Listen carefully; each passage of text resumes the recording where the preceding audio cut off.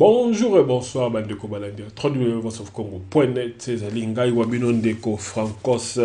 Nazongi de Suso na mission na bino bolinga kamingi ya Voko News. Voko News a l'autre bela sur l'actualité au Yazali Koleka na mboka et toko se focaliser plus précisément sur Maye Mazali Koleka na katia FCC Boibeti na katia FCC Mbutu Mbutu ya mlele zali entre mwana mboka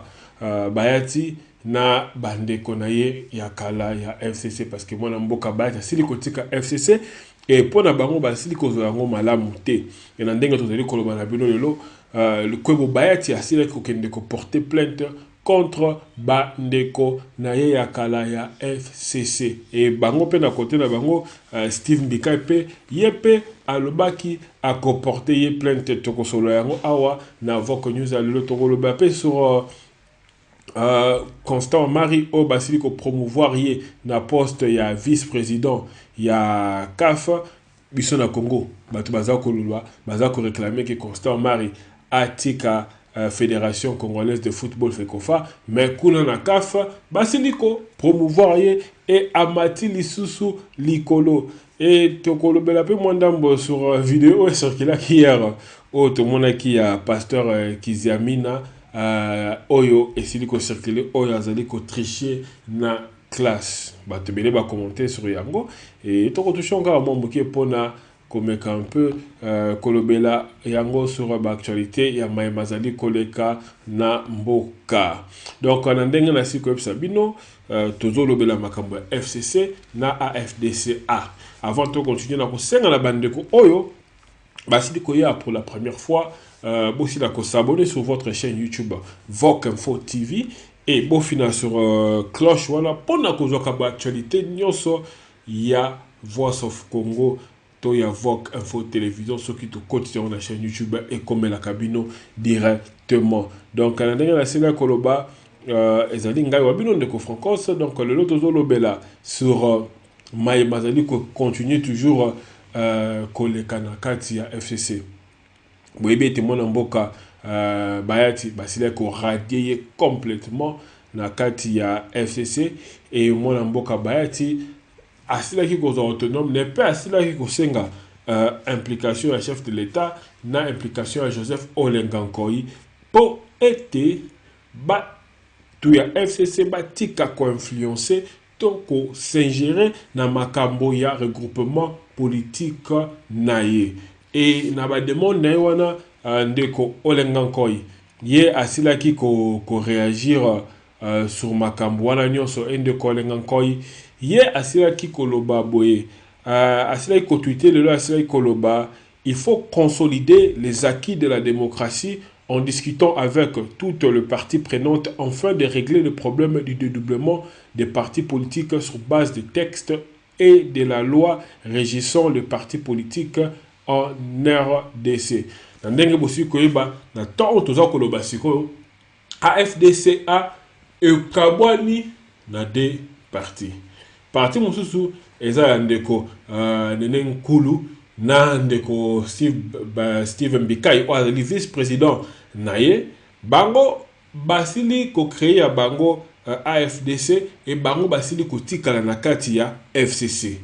et na mouvement bango basili ko sala bango basili ko exclure mokolo regroupement politique ezali ndeko Bayati donc na tango toza koloba boye ndeko Olengankoi asili koloba que il faut balandela makambo wana et surtout basila ko travailler et kolandela ba loi ba texte la loi tout oyo ezali kolobela sur makambo ba parti politique pour na ko éviter ba problème oyo ba dédoublement ba parti politique parce que loko se créé mais siko ezali dédoublement ya AFDCA donc bino mo boyebi ba tactique wana boyebi ndenge bato ya Kabila bazalaka combien de UDPS basila ko créer biso na Congo wana tout ça pour na ko déstabiliser UDPS bazwa ba Chibala bazwa ba Badi Banga ba créer ba UDPS et belé pourquoi bango bazalaka ndenge aujourd'hui ceux qui bazana négociation politique na bino to bazana dialogue politique na bino et que baza ko parvenir ko convaincre peut-être ba membre dur oyo ya parti te to ba président to mikondi ya parti wala te na négociation na basala ndenge ni bakoya ko luka ndinga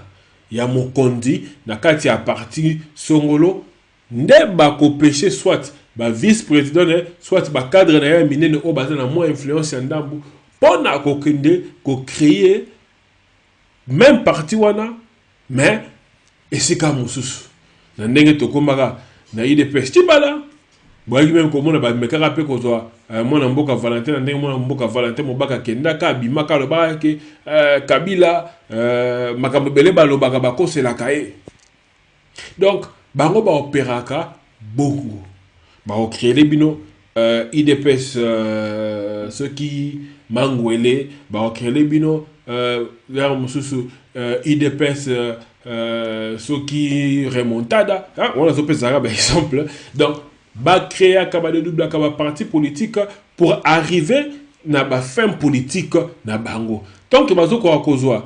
ba cadre o baza concerné te okomona ba créer parti politique mususu na pembeni et bazui ba cadre oyo baza faible ba cadre o peut-être baza surtout mingi intéressé par nini intérêt personnel na bango bakozwa bango bakopesa bango peut-être ba mbongo to ba poste pour na ko récupérer bango pour ete ba continuer na ko avancer na makambo na bango to ba deal politique ko bazala ko luka na ba négociation to na makambo wana. Donc même olenga ko za ko loba yepé aza résultat ya dédoublement ya ba parti politique parce que olenga koy yé habillement la dédoublement ya rassemblement bo ebité rassemblement ezalaka ensemble ba olenga koy ba bendanaka ba kenda ko sala bango rassemblement El Kasavo Bukuna et na sika ba sala rassemblement la bango nde place ba olenga koy bazoka ba poste ya bokondi ya sensa ba Bruno Tshibala ba kenda comme premier ministre. Toutes ces stratégies ya ba Kabila olenga koy que il faut qu'on discuter na bandeko ya FCC pe na bandeko ya AFDC pona komeka kotala ndenge nini ya ko résoudre makambo yango. Donc na koto wana to éviter ndenge nini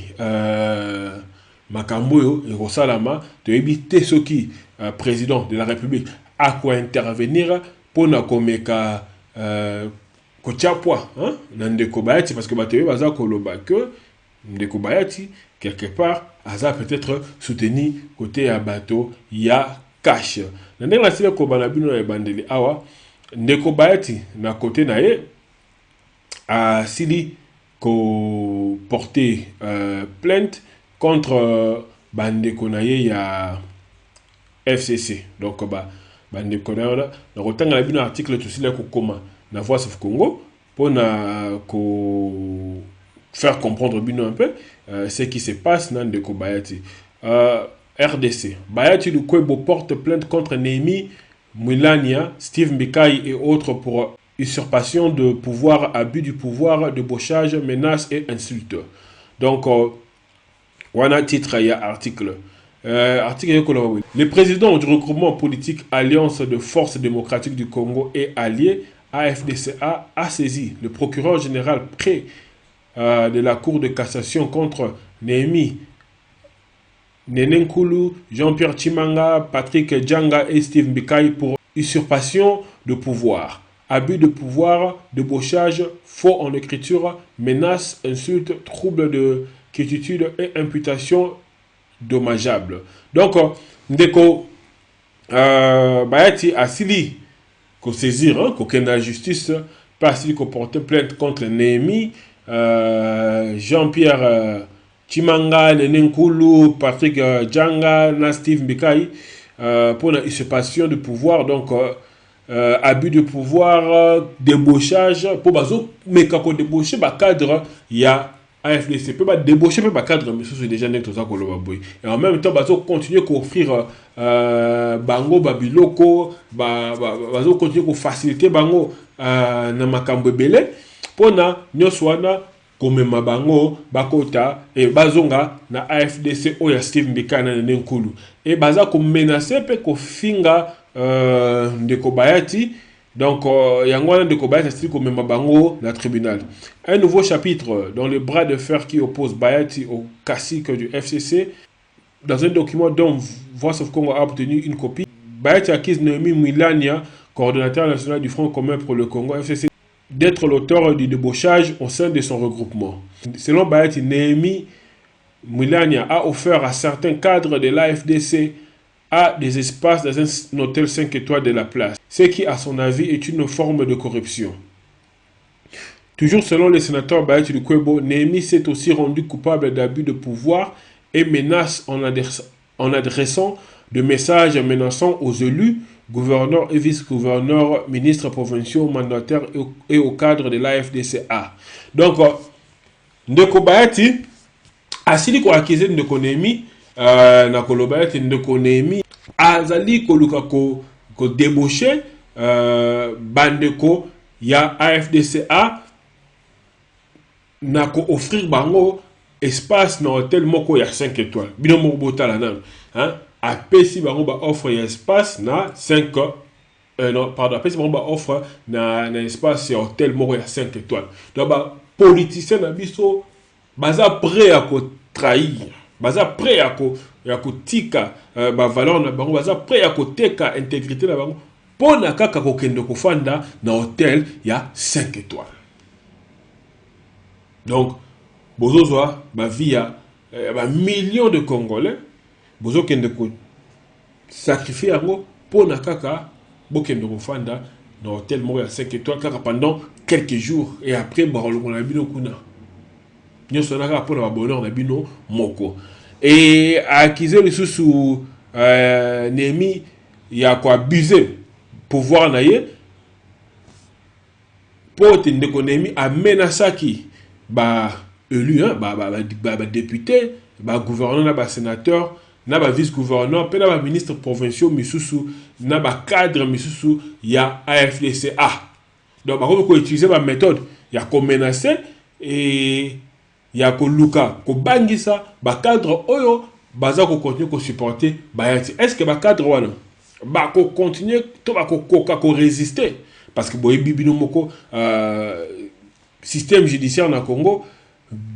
ba général mingi oya mabe wana baza toujours loyal na la Kabylie et boye bibino moko batoyo baza na kati ya FCC tout temps ba ba Kalev. Ce sont des gens qui sont expérimentés na rosala ramisala misusu ya moyindo. Est-ce que ba cadre wana to ba eli wana ba ko banga te? Est-ce que ba ko résister? Donc il y a on a peut-être Ndeko Bayati ça qui peut implication à président de la République parce que ba comme komona ki makambu yango et comme ko kende peut-être au-delà il y a contrôle il y a bango moko AFDCA parce que baza komona que oui tous ko résister mais en résistant est-ce que tous ko s'exposer peut-être biso moroté na danger moro peut-être on sait pas et Ndeko Mbika yepe côté na ye alors ba kazo ko envisager alors ko envisager il y a comme Ndeko Bayati na tribunal et pardon la justice pour l'usage de faux. Ndeko Mbika c'est là que le balabani on a biso actualité.cd balbaki Bayati prétend que je n'ai jamais cotisé à l'AFDCA. À titre de démenti, j'ai publié aujourd'hui les preuves de mes cotisations mensuelles au regroupement. Et je souligne que je n'accuse aucun mois d'arriéré. Il a aussi prétendu m'avoir donné 5 000 $ pour ma campagne en produisant un reçu fabriqué dans les laboratoires de son parti, imitant maladroitement ma signature. J'ai mes réserves de droit de le traduire en justice pour faux et usage de faux. Je lui demande aussi par la même occasion de publier les preuves des millions de dollars du FCC qu'il a reçu pour notre campagne et dont il n'a jamais justifié la gestion. Steve Mbika a dit que Bayati a accusé que Steve Mbika a cotisé jamais na AFDCA. Et bimisi ba preuve pour la que oui a cotisé qui et azana nyongo ata mon côté na ba cotisation na donc azana tena retardé et aye parce que ba kizaki kazana ba retard ba quelques mois donc aye ko bimisa sous document ce qu'on a roloba que Bayati aza ko prétendre que Bayati a déficit qui est tu as foutu là que 5 000 $ pour la candidature na ye pe campagne na ye na ba élection ya ba député. Et aye ko expliquer na koloba que preuve bango bato bayeti babimisaki eza preuve ya lokuta et signature wana ba signaki eza imitation ya signature na ye e basalaki yango mabe. Et donc ndenga za na za pe na droit ya komema bayeti na justice pona usage de faux. Aye pe kosenga na bayeti a produire preuve ya ba millions de dollars o ye bayeti azwaki pona ba campagne na bango oyo FCC pesaki pona ba cadre ya AFDC A. Donc wana selon Steve Mbika boza ko comprendre bilo ndeni makambo komi kokende. Donc à partir ya soi-disant document na baza ko akeze ke ebimina laboratoire à partir ya bayati bato ya FCC bakoki pe komemaye na justice et que compliqué mona mboka bayati vie. Boyebi binomo cour constitutionnel ba cour na biso ya justice ndenge comme rotambola. Malgré que bato zo me renforcer makambo ndenge état de droit mais ba juge ya mboka wana jusqu'à preuve du contraire corruption eza makasi. Et soki bato bakena ngo ekoki pe ko comme appelle ma bepona mon mboka bayati et ako continuer à accuser bayati ya ko utiliser ba mensonge depuis bango ba bimisa ye na FCC quoi. La radiation de bayati du corps du FCC et son exclusion de la FDCA lui ont provoqué un choc psychologique. Ces derniers temps, il s'est perdu dans l'équilibration qui amène sur la place publique des débats qui diminuent avec des déclarations les unes aussi rationnelles que les autres. Donc, pour le dire que Bengana qui bâtit na FCC, puis na AFDC a créé choc psychologique dans mon tunaye et Mikolo yo aza ko créer ba débat moko eza ko kitisa ba tu mesusu na c'est quoi ba débat moko ya bozoba selon ye mwana mboka comment on appelle Steve Mbikai. Donc dans bozo komona guerre wana eza ko continuer ko kende et on ne sait pas esika nini et koki ko mema biso même mwana mboka atundu côté na ye payer pasila ko lo baeti aza ko privilégier kaka ba intérêt na ye moko personnel. Donc bango pona bango baeti fala tikala pe ala na ligne oyo Joseph Kabila aza ko pesa bango parce que selon mon mboka atundu sokoza na kati ya organisation et na organisation na bozana leader na bino autorité morale na bango Joseph Kabila ce qui autorité morale a pesi ligne à organisation bino tout ba membre organisation selon discipline il y a chaque organisation il faut bolanda ndenge mukolo soit autorité morale organisation a pesi de la mais ba ti pona ye aza kolandela kaka ba intérêt personnel na ye moko. Donc, côté wana, je pense que ekozala vraiment mon mbutu ya makasi et nandenge baza ko kende na système ya ko débaucher na système ya ko menacer on ne sait pas jusqu'à quand mwana mboka baeti a ko résister parce que même côté Akash il y a d'autres personnes oyo baza vraiment ko soutenir baeti tendenge c'est parce que pour baza lo ba que tango baeti l'élection salamaka soki azalaka sérieux kezaki ba intérêt personnel na mon côté il fallait à ça la alliance na cash parce que so ça alliance na cash na tango wana mbele lelo tozolo bela makambo na gouvernement oyo ezaki ko ezo pesa FCC tokoloba moi pourcentage de makasi côté ya nombre ba ministre ba koza na mbele tozolo bela makambo wana telelo ndenge baeta kendaka yango de selaka que majorité balance équita côté FCC et le total tout au monde ndenge FCC bazali ko réclamer ba poste par rapport à majorité oyo bazoki oyo baeta permettre ki ba bazori on ba membre sur la cash bazo ko yokela mawate parce que ba acte aza ko sala eza ba acte personnel eza ba intérêt na yemo pe ba ambition na yemo personnel aza ko sala ngote pona mboka to pona komema changement mais quelque part peut-être moi ba cadre monsieur ya AFDCA o bazana bati bango ba lobby que na ndenge zali wana président Fachi il faut acha to atinda informateur pour l'informateur akende koluka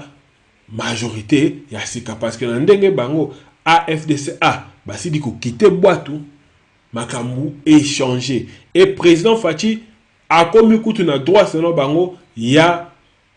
kolongola même premier ministre wana parce que premier ministre wana aza issu na majorité T. Donc ce qui nouvelle majorité que se crée mais premier ministre faut bima na nouvelle majorité wana. Donc un informateur faut kende akota atala et à prendre en compte poids politique il y a AFDCA. Ce cas du poids politique à AFDCA atali et à examiner bon majorité zo tawapi et à prendre le président de la République à kokiko pona premier ministre il y a sika. Donc wana selo bandeko il y a AFDCA parce qu'il faut prendre bon en compte. Pour Nanga, j'ai dit oui, ils ont raison quelque part. Parce que baza quand même plateforme politique moko ya mon nene. Et baza ko pèse. Mais est-ce que le président Facha qu'on aura en considération? On ne sait pas. Parce que la discussion comme déjà avancé. Et bandera que s'il suffit que le président Azong et sa même sorti à gouvernement Sima, à Salamokaka, pour na ko bimisa moto oyo peuple a lingi. Donc c'est un peu ça ma solaire politique pour Nabino. Est-ce que le président Fachi a un premier ministre à Sika?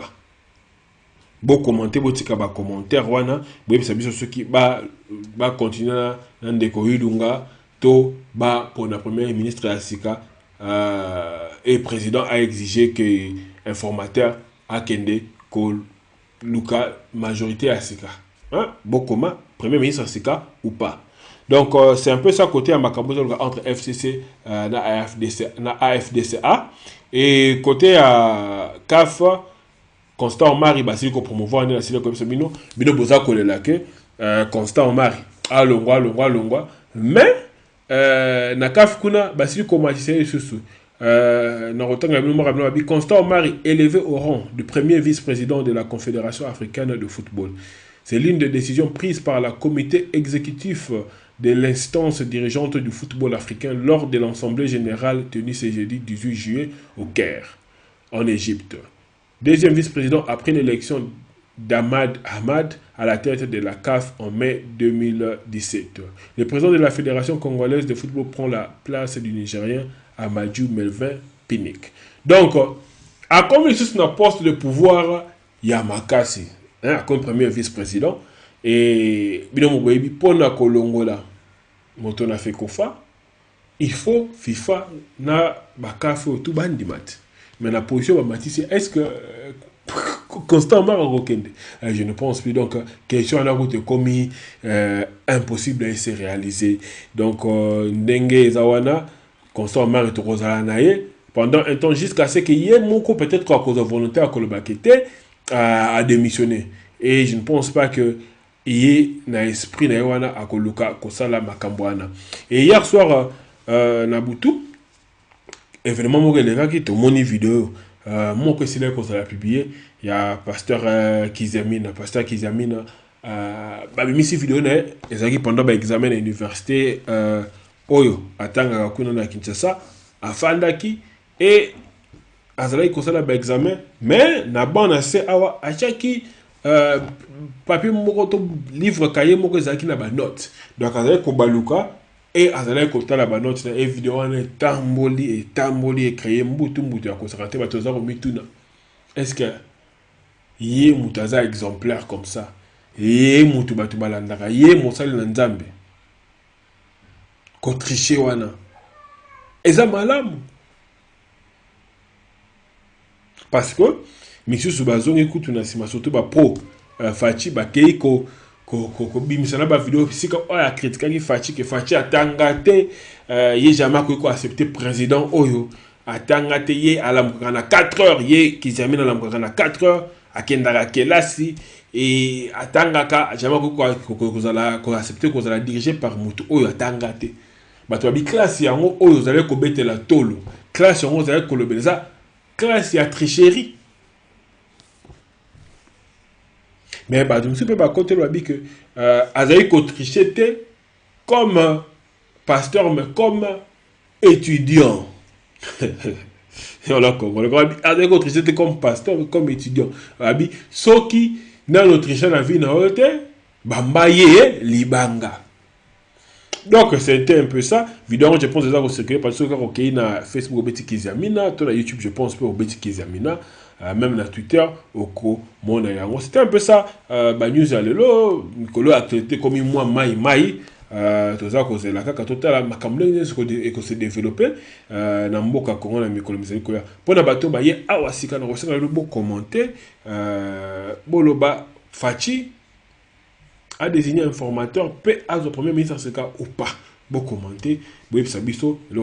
et pour la bande de Kobaza, cause de la documentaire dans le bas qui sur Makambo à Genève, Bobanga na Kosala yango mikolo zara dans un mois prix, ming ne nous musala on est à musala belé, mais dans un mois prix Makambo moko personnel, mais petit à petit na bandi ko kangi ça déjà ba donné. Là on a cause ba donné na tout na ko fanda, na cause ta Kosala ba montage na kangisa yango nyonso mpona kosala bino élément moko ko expliquer un peu masolo à Genève et tout ça cause la bandeko na biso la muka je pense que semaine prochaine toko yeba direction ni bazako kende et makambo ekotambola ndenge nini donc sili okutana bino mbalasima restez branchés sur votre site de référence sur congo.net et bon s'abonner massivement à la chaîne YouTube na bino Voc Info Télévision Voc Info TV. À la prochaine. Bye bye.